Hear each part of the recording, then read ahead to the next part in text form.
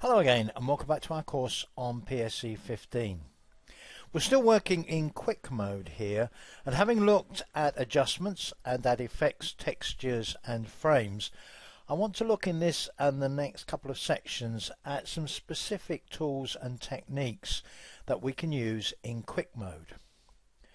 The first of them sort of goes back to adjustments really, but it's a feature of PSE called Auto Smart Tone.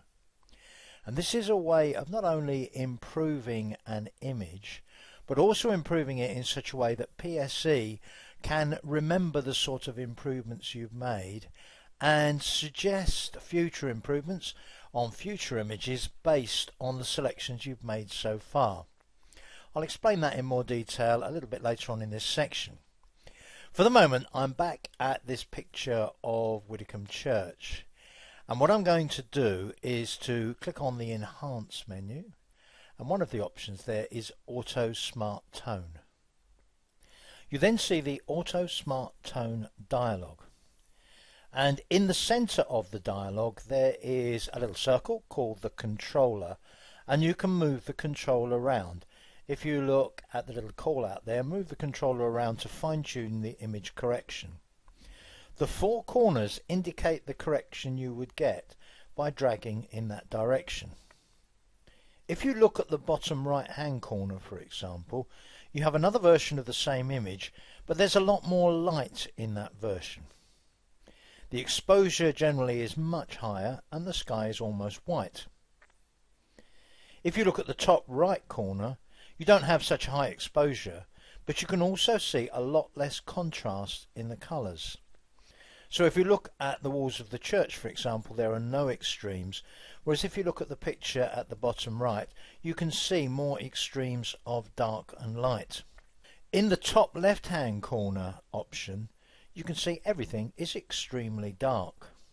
Now what I can do is to choose one of those, or I can move the controller around in the direction of one of those. As soon as I click on the controller, I get a grid, and I can move it around the grid.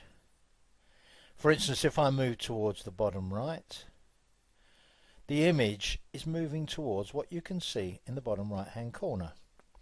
Much more exposure, generally much lighter, whereas if I go to the opposite corner, everything becomes much darker.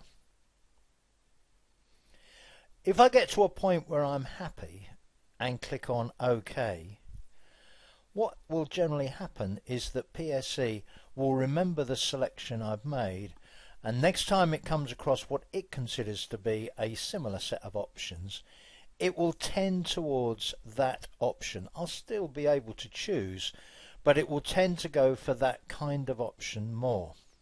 I'll come back to the question of it remembering things in just a moment. Let's just look at some of the other controls.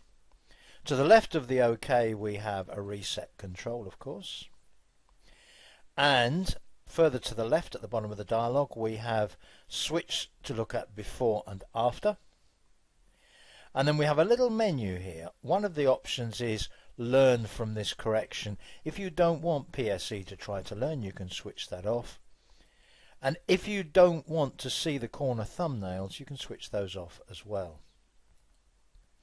Now I'm going to stick with the learning from this correction. I'm going to go back to the controller, make a decision. I think I quite like that one actually.